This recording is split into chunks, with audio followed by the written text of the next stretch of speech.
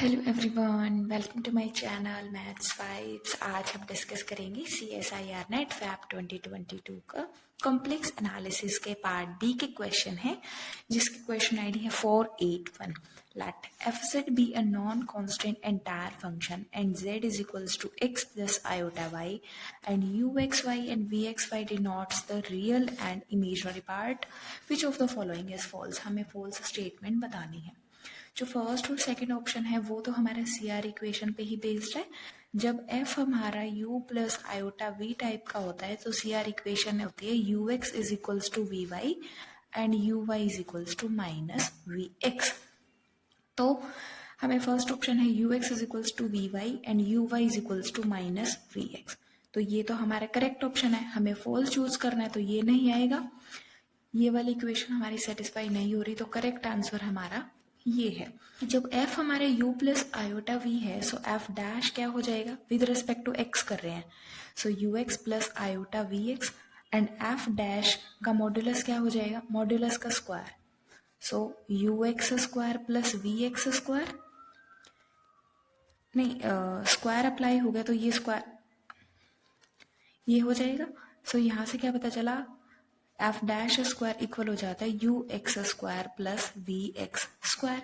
सो third statement हमारी यही है, थर्ड ऑप्शन भी हमारा करेक्ट है।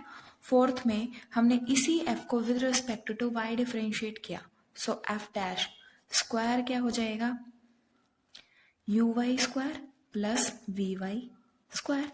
सो फोर्थ ऑप्शन भी हमारा करेक्ट है। सो हमें फॉल्स चूज करना है तो सेकेंड ऑप्शन हमारा फॉल्स है। नेक्स्ट, ये भी पार्ट बी का ही है, इसकी क्वेश्चन आईडी है 483। Let f be a rational function of complex variable z given by fz is equals to z cube plus 2z minus 4 by z। The radius of convergence of Taylor series of f at z is equals to 1। जब भी हमें function इस form में ऐसे दे रखा हो, अगर power series के फॉर्म में दिया गया है तो हम फॉर्मूले का यूज करके हम radius of convergence find out कर सकते हैं। बट अगर हमें फंक्शन इस फॉर्म में दिया गया है तो हम क्या करेंगे, सबसे पहले गिवन फंक्शन की हम सिंगुलैरिटीज फाइंड आउट करते हैं कि सिंगुलैरिटीज कौन कौन सी हैं। हमें पता चला जो z इज इक्वल्स टू 0 है is pole for f z. Given हमें non removable singularity find out करनी है, z is equals to 0 is non removable singularity. तो जो भी नॉन रिमूवेबल सिंगुलैरिटी है उनका गिवन पॉइंट से हम डिस्टेंस फाइंड आउट करें एंड जो मिनिमम डिस्टेंस होगा वही हमारी रेडियस ऑफ कन्वर्जेंस हो जाएगी।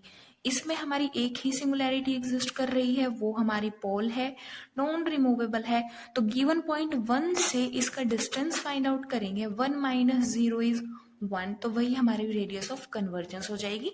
सो ये ऑप्शन हमारा करेक्ट हो जाएगा। हम डिस्कस कर रहे हैं उसकी क्वेश्चन आईडी है 482।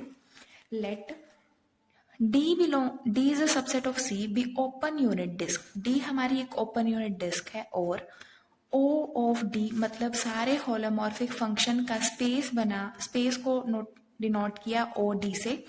कंसीडर एक सेट A गिवन है जिसमें फंक्शन आ रहे हैं OD से, मतलब होलोमॉर्फिक फंक्शन आ रहा है such that f of 1 by n is equals to e raised to the power minus n if n is a1 and 0 if n is odd for n greater than equals to 2। B है हमारा, B is the collection of those holomorphic function such that f of 1 by n is equals to n minus 2 by n minus 1 n greater than equals to 2। So हमें बताना है कि कौन सी statement हमारी true होगी। First, A और B दोनों non empty होंगे। सेकंड, A एम्प्टी होगा बट B सिंगलटन होगा। सी, ए सिंगलटन होगा और बी एम्प्टी होगा। डी दोनों ही हमारे एम्प्टी सेट होंगे। सो इस क्वेश्चन को सॉल्व करने के लिए हम आइडेंटिटी थ्योरम का यूज करेंगे।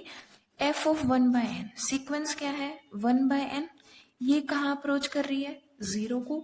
0 हमारा गिवन डी जो डोमेन डी है उसमें हमारा बिलोंग कर रहा है, तो हम आइडेंटिटी थ्योरम अप्लाई कर सकते हैं। आइडेंटिटी थ्योरम अप्लाई करेंगे तो 1 बाय एन को हम z से रिप्लेस कर देंगे, z is equals to 1 by N.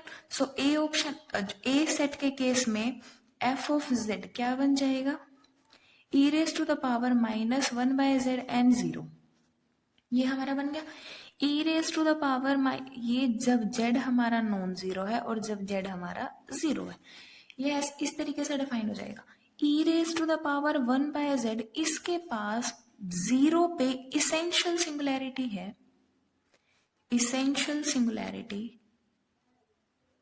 Eight z is equals to 0। z is equals to 0 पे इसके पास इसेंशियल सिंगुलैरिटी है, तो ये एनालिटिक फंक्शन नहीं होगा, बट इसने बोला कि वही f आएंगे जो हमारे एनालिटिक होंगे। तो a तो हमारा एम्प्टी सेट बन जाएगा, कोई फंक्शन एग्जिस्ट नहीं करेगा, a हमारे पास एम्प्टी। सो ए ऑप्शन में क्या है, ए हमारा नॉन एम्प्टी, ये ऑप्शन डिस्कार्ड हो गया।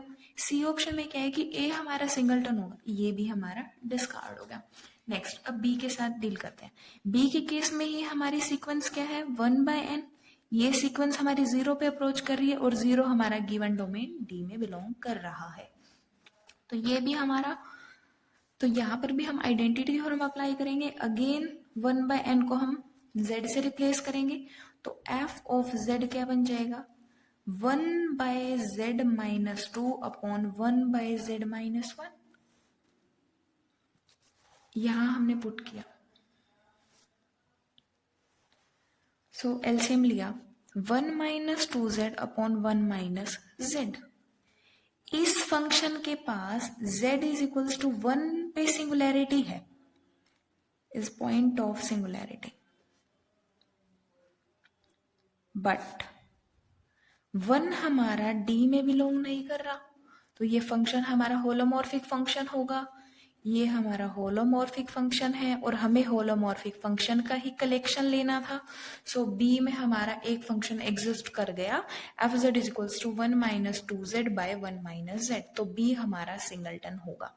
a हमारा एम्प्टी है और b हमारा सिंगलटन, तो b हमारा करेक्ट होगा, d इनकरेक्ट हो जाएगा।